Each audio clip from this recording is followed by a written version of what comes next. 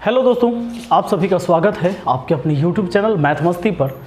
दोस्तों मैं हूं विपिन यादव और आज की इस वीडियो में हम अलजेब्रा का 9वां क्लास कराने जा रहे हैं। और इस क्लास में हम आपको वैसे सारे क्वेश्चन करवाएंगे जो एसएससी के एग्ज़ाम में बार बार पूछे गए हैं, रेलवे के एग्ज़ाम में भी इस टाइप के सारे क्वेश्चन।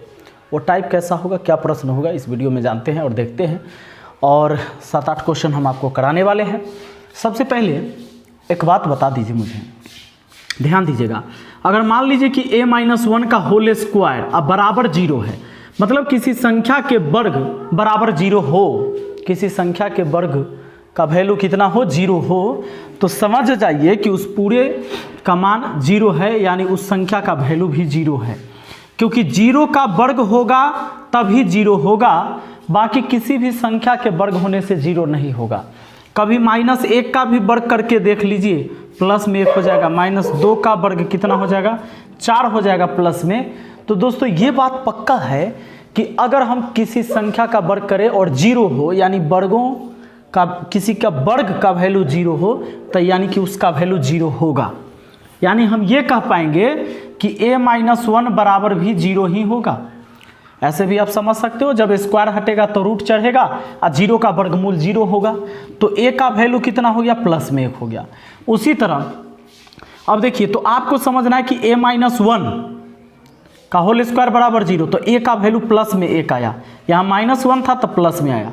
अगर मान लो कि x-2 चाहे x+2 के वर्ग और इसके बराबर 0 लिखते हैं, तो यहाँ x का जो वैल्यू आएगा वो -2 आएगा। क्यों -2 आएगा? क्योंकि अगर मान लेते हैं कि x+2 और रूट अंडर ये 0 करते हैं, तो अब क्या होगा हमारा, x+2 अब बराबर 0 होगा, तो x की वैल्यू कितना होगा, -2 होगा। क्योंकि जब स्क्वायर हटता है तो उधर रूट चढ़ता है और 0 का वर्गमूल 0 होता है। यानी आप समझ जाइए, किसी का वर्ग बराबर 0 है तो उस संख्या का मान भी 0 होगा।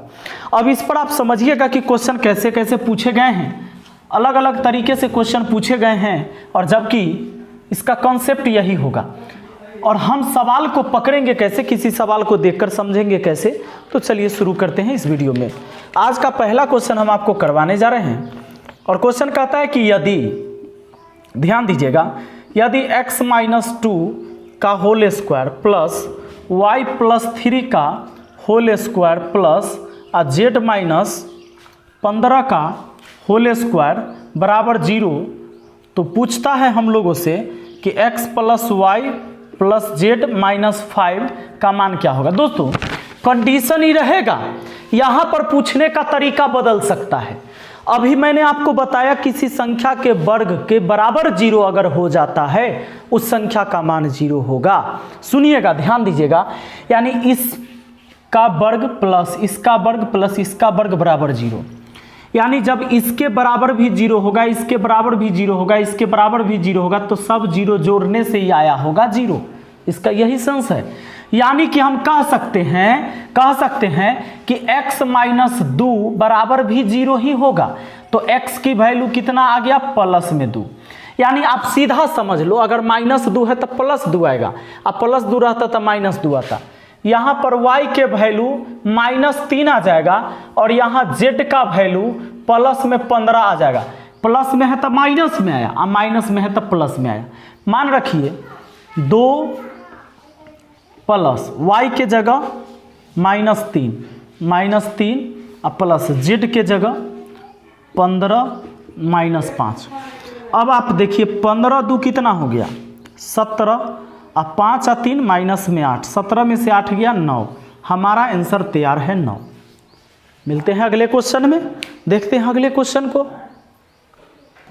चलिए अगला क्वेश्चन देखते हैं। यहाँ देखिए, इसका वर्ग प्लस इसका वर्ग प्लस इसका वर्ग बराबर 0, तो सिंपल आप समझ जाइए कि x के वैल्यू ई माइनस में है तब प्लस में आएगा, y के वैल्यू ई माइनस में है तब प्लस में आएगा, और z का वैल्यू माइनस में है तो प्लस में आएगा। काहे, समझ में आ रहा है ना? काहे कि बताइए, अगर z-9 का होल स्क्वायर बराबर 0 लिख दूं और स्क्वायर हटेगा रूट चढ़ेगा तो 0 का वर्गमूल 0 आएगा। z-9 बराबर 0, तो z का वैल्यू -9 उधर गया तब +9, इसीलिए समझ में आ रहा होगा। तो एग्जाम में अब आपको डायरेक्ट अभी लिखने की भी जरूरत ना है, लिखने की जरूरत नहीं है, समझना है। +5 आई +2 हो जाएगा, +9 हो जाएगा, सब जोड़िए का पूछा है। यानी 5 और 2 7 और 9 16 आंसर। यानी यहाँ पर आप रखेंगे 5, y का वैल्यू रखेंगे 2, z का वैल्यू रखेंगे 9, 5 2 7, 7 और 9 कितना हो गया? 16 हो गया। अब बढ़ते हैं दोस्तों, देखते हैं कि और किस किस तरीके से ऐसा सवाल पूछा जा सकता है आपसे। अब आइए दोस्तों देखते हैं इस सवाल को। ये जो प्रश्न है देखिए, इसमें भी वर्ग है, लेकिन थोड़ा सा जिस रूप में सवाल अभी हम कर रहे थे उस रूप में चेंज करना पड़ेगा। कैसे चेंज करना पड़ेगा ये ज़रा ध्यान दीजिएगा। सबसे पहले ये देखिए, a² + b² + 4c² है, ठीक है। अच्छा, 2 से a में गुना, 2 से b में गुना, 2 से 2c में भी गुना, तो 2 से a में गुना तो 2a, इधर ले आएंगे तो -2a, ये 2b माइनस में बराबर के इधर ला रहे हैं, ये हो जाएगा 2 दूना 4, तो माइनस में इधर आके प्लस में हो जाएगा 4c। अब ये देखिए, अब -3 को इधर लाएंगे तो +3 हो जाएगा, ये हो गया +3। अब बराबर क्या हो गया? 0। दोस्तों एक बात ध्यान देना, ये जो संख्या होता है ना, यहाँ 3 रहेगा, अगर a b c 3 संख्या है तो 3 लिख के देगा, 4 देगा तो यहाँ 4 लिख के देगा। इससे क्या होगा, ये देखिए, ये a + b के a - b के होल स्क्वायर के फॉर्म में ये चेंज कर देता है, यही संख्या के वजह से। कैसे? देखिए, मान लीजिए कि ये a² है और यहाँ पर देखिए -2a है, तो -2a लिखे। आप 3 को आप ऐसे लिख सकते हो, 3 को कैसे आप ऐसे लिख सकते हो, 1 + 1 + 1 लिख सकते हो कि नहीं? 3 को लिख सकते हो।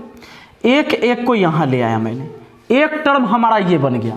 अब देखिए, ये +b² है, अब b वाला यहाँ पर टर्म है -2b, इसमें से 1 तो हम यहाँ लेके आ गए थे, 1 खत्म, अब बचा 1 यहाँ हो गया, ये भी खत्म, अब 1 और बचा। अब हम c वाला लेते हैं, तो क्या हमारा है? 4c² है, उसके बाद ये प्लस में ही 4c है, उसके बाद क्या है? ये +1 है। अब ये देखिए, 3 को कहाँ कहाँ लिख दिया मैंने, 1 यहाँ 2 और 1 हो गया 3। आपको क्या बन गया ये जरा ध्यान दीजिएगा, ये आपका हो गया a - 1 का होल स्क्वायर, ये प्लस, ये क्या बन गया? b - 1 का होल स्क्वायर, करके देखिए इतना आ जाएगा, प्लस ये क्या बन गया? तो 2c + 1 का होल स्क्वायर। देखिए बराबर 0 था, तो यहाँ भी बराबर 0, यहाँ भी बराबर 0। क्लियर है? अब इनके वर्गों का योग बराबर 0, तो यहाँ से तो आपको पता है, पीछे अभी लगातार हम यही सवाल कर रहे थे। आप यहाँ क्या करेंगे? a का वैल्यू +1 लेके आएंगे, b का वैल्यू +1 लेकर आएंगे, और c का वैल्यू क्या आएगा? तो पहले तो ये 2c का वैल्यू -1 हो जाएगा यहाँ पर, लेकिन c यहाँ 2 चल जाएगा बट्टा में, तो -1/2 हो जाएगा c का वैल्यू। आप यहाँ पर मान निकाल लीजिए, मान निकाल लीजिए। 1 का स्क्वायर, यहाँ a का वैल्यू 1 है, 1 का स्क्वायर 1 + b², यानी 1 का स्क्वायर 1 और प्लस c², यानी 1/2 का स्क्वायर करेंगे तो 1/4 ही होगा, क्योंकि माइनस में है, फिर भी इसका स्क्वायर होगा तो प्लस में आएगा। 1 का 1 2, 2.1/4 आपका आंसर हो गया। तो इसका स्क्रीनशॉट ले लीजिए एक बार समझने के लिए, और मुझे उम्मीद है कि आप आसानी से समझ गए होंगे। अगला सवाल देखा जाए, और हमारा सवाल होगा 5 नंबर। ये क्या कहता है? देखिए, a² + b² + c² बराबर है 2 × a - b - c -3। तो पूछ लिया हम लोगों से a + b + c का मान क्या। दोस्तों यहाँ पूछने का कोई भी तरीका हो सकता है, a² करके पूछ ले, q करके पूछ ले, कुछ संख्या के साथ गुना करके आपसे पूछ ले, क्योंकि जब a और b c का मान आप निकाल लेते हो तो यहाँ मान रख के ही तो आंसर बताना है। क्या करना है? ये वर्ग वाला है, लेकिन उस सिस्टम में कैसे सवाल आएगा आइए ज़रा ध्यान दीजिए। इसको गुना करिएगा तो 2a, इधर बुला लेते हैं तो -2a हो जाएगा, ये हो जाएगा 2b, तो प्लस में इधर आकर 2b हो जाएगा, ये -2c इधर आकर +2c हो जाएगा, अब -3 इधर आकर +3, अब बराबर रख लेते हैं 0।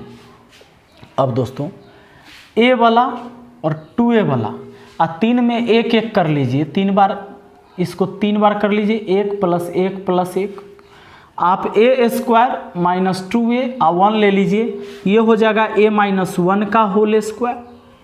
अब आ जाइए, चूँकि माइनस में है, अब देखिए इसका हो गया। अब बी स्क्वायर आई प्लस में है 2b, एक एक तो खत्म, अब एक एक ले लीजिए, तो बी स्क्वायर और 2b और प्लस 1, यानी प्लस हो गया ये b प्लस 1 का होल स्क्वायर। यहाँ से पता चल जाएगा 2ab माइनस 2ab है कि प्लस 2ab है, इससे ये पता चल जाता है माइनस b का होल स्क्वायर है या ए प्लस b के होल स्क्वायर के फॉर्म में है। अगला c वाला देखिए, c वाला प्लस में ही है तो प्लस वाला ही होगा, यानी ये जो होगा c प्लस 1 का होल स्क्वायर होगा बराबर 0। अब यहाँ पर हमारा क्या निकल के आएगा, a का वैल्यू +1, b का वैल्यू -1, यहाँ अगर प्लस है तो माइनस आ जाएगा, और c का वैल्यू भी -1। अब क्या करना है, मान रख देना है वहाँ पर। आप यहाँ रखोगे 1 + a का -1, सॉरी 2 बार -1 है, 1 प्लस -1 फिर प्लस -1, चलिए ये गया, -1 बच गया हमारा, ये हो गया हमारा आंसर। आइए दोस्तों, एक क्वेश्चन है 4a - 3 का होल स्क्वायर बराबर 0 हो तो क्या पूछा है, 64 a³ minus 48 a square plus 12 a plus 13, इसका मान क्या होगा। कभी कभी क्या होता है कि डायरेक्ट सवाल हम यहाँ देख लेते हैं और डर जाते हैं कि कोई फार्मूला में है। ध्यान दीजिए, कुछ नहीं, आप सीधा यहाँ सोचिए कि इसके वर्ग बराबर 0 दिया है, तब 4a - 3 बराबर भी 0 ही होगा, यानी कि a का वैल्यू हमारा 3/4 हो जाएगा, -3 उधर +3, 4 गुना में उधर गया भाग में, 3/4 मान रख लीजिए यहाँ पर। ये 64 गुना a³ मतलब इतना का क्यू, तो 3 का क्यू हुआ 27, 4 का क्यू हुआ 64 माइनस 48 a स्क्वायर यानी 3/4 का स्क्वायर, 3 का स्क्वायर 9 और 4 का स्क्वायर 16। अब देखिए प्लस 12 गुना 3/4, क्योंकि a का मान 3/4 है, अब प्लस ये 13 है। दोस्तों 64 से 64 कट गया, 16 तिहाई 48 कट गया, 4 तिहाई 12 कट गया। अच्छा, प्लस माइनस बाउंड्री होता है, ये हुआ 27 माइनस 9 तिहाई 27, ये प्लस ये बाउंड्री हुआ 3 तिहाई 9 और प्लस वो 13, 27 प्लस 27 माइनस हो गया 0, 13 9 कितना हो गया, ये 22 हो गया। हमारा आंसर 22 हो गया इस सवाल का। आइए बढ़ते हैं अगले सवाल पर। आइए देखते हैं इस सवाल को। दोस्तों ऐसा नहीं कि यहाँ वर्ग देख के गड़बड़ा जाइएगा। आप याद करिए, कल मैंने एक चीज़ पढ़ाया था आपको कि अगर a + b + c बराबर 0, तो क्वेश्चन था हमारा कि a³ + b³ + c³ minus 3abc बराबर भी 0 होगा। या अगर यहाँ पर हमें a³ + b³ + c³ का मान निकालना हो तो ये -3abc उधर जाकर +3abc हो जाता है। ऐसा होता है कि जब a + b + c बराबर 0 होता है तब ऐसा होता है। ज़रा देखिए, आप दिमाग लगाइए, यहाँ yz है, zx है, xy है, सब का एलसीएम xyz हो जाएगा, सब का एलसीएम xyz हो जाएगा। भैया एलसीएम का मतलब है ये सारी वैल्यू इसमें होनी चाहिए। बताइए yz है कि नहीं है, zx है कि नहीं, zx है, xy इसमें है कि नहीं है, xy है, हो गया। अब yz से इसको काटेंगे तो yz कटेगा x से, x बचेगा तो x से गुना होगा तो x³ हो गया, प्लस zx से zx कटेगा, y से गुना होगा y³ हो जाएगा, xy से xy कटेगा, z से गुना होगा z³ हो जाएगा। आप बताइए, यदि x + y + z बराबर 0 है तो x³ + y³ + z³ बराबर क्या होगा, यही ना 3abc। जैसे यहाँ था a + b + c 0, तो a³ + b³ + c³ बराबर क्या है 3abc। उसी तरह a³ + b³ + c³ हुआ बराबर 3abc, यानी 3xyz, abc के जगह xyz है। अब बट्टा में क्या हुआ भैया, xyz हुआ, xyz से xyz कट गया, हमारा आंसर 3 हो गया। आइए बढ़ते हैं अगले क्वेश्चन पर। चलिए दोस्तों देखते हैं इस सवाल को। दोस्तों यहाँ पर जो सवाल आप देख रहे हैं, इसका वर्ग प्लस इसका वर्ग प्लस इसका वर्ग बराबर 0, अगर कोई वैल्यू के वर्ग बराबर 0 है तो उसका मान भी 0 होगा। शुरू से बात करते आ रहे हैं इस पर। अब यहाँ पर एक नया सिस्टम जो कि कल आप देख चुके हैं, तो आज ज़रा देखिए कि AQ plus BQ plus CQ minus 3ABC क्या होगा। क्या 0 हो सकता है जब अगर इस सब का मान 0 हो जाए जोड़ने से, ABC का मान 0 हो? हाँ, AQ BQ CQ minus 3ABC का मान 0 तब होगा जब A plus B plus C बराबर 0 होगा। तो आपको क्या करना है, इसका वैल्यू लिखना है। तो A का मान कितना हो जाएगा 1/2। कैसे? तो 2A आई -1 उधर चला जाएगा। नहीं समझे? देखिए देखिए देखिए देखिए, ये 2A -1 बराबर 0 होगा ना भाई। इस संख्या के वर्ग, इस संख्या के वर्ग, इस संख्या के वर्ग बराबर 0, तो इसके वैल्यू भी 0। अब देखिए, अब और अच्छा से समझा दें। हाँ, तो देखिए स्क्वायर, इसके बराबर भी 0, इसके बराबर भी 0, इसके बराबर भी 0, तीनों 0 जुड़ा तो 0 आ गया। अब स्क्वायर हटा तो रूट चढ़ा, तो 2A -1 बराबर हुआ 0। अब 2A बराबर हो गया प्लस में 1, क्योंकि -1 उधर जाकर 0 के साथ जुड़ गया। अब A का मान 1/2, तो सिंपल सोचिए क्या हुआ, ये -1 उधर जाकर +1 और 2 गुना में था, उधर गया है बट्टा में आ गया है, यानी 1/2 हो गया है। अब आपको क्या करना है, इतना नौटंकी नहीं करना है, आपको A बराबर 1/2 लिखना है, B बराबर उधर 3/4 लिखना है। और लीजिए C का मान, ये तो +5 है तो उधर जाकर -5 हो गया, अब बट्टा में 4 हो गया। रुक जाइएगा, रुक जाइएगा, अगर इन सबको जोड़िएगा, रुकिए ना, 1/2 और 3/4 जोड़ के तो 5/4 ही हो गया। आई माइनस में 5/4 सब जोड़कर हो गया 0। जब A plus B plus C बराबर 0 हो गया है तो AQ plus BQ plus CQ minus 3ABC बराबर भी 0 होगा। 0 समथिंग होगा 0, यानी सवाल का आंसर हो गया 0। कि क्या तुम्हें पता है ऐ गुलशन,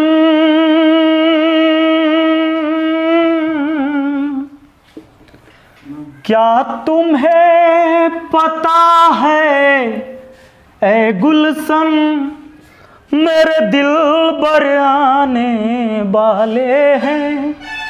हेलो दोस्तों, अब आपको क्या करना है, अलजेब्रा के लिए स्पेशल एक नोट तैयार करना है। आज आपको मैंने 9वां क्लास करा दिया और हर टाइप के क्वेश्चन मैं कराते जा रहा हूँ।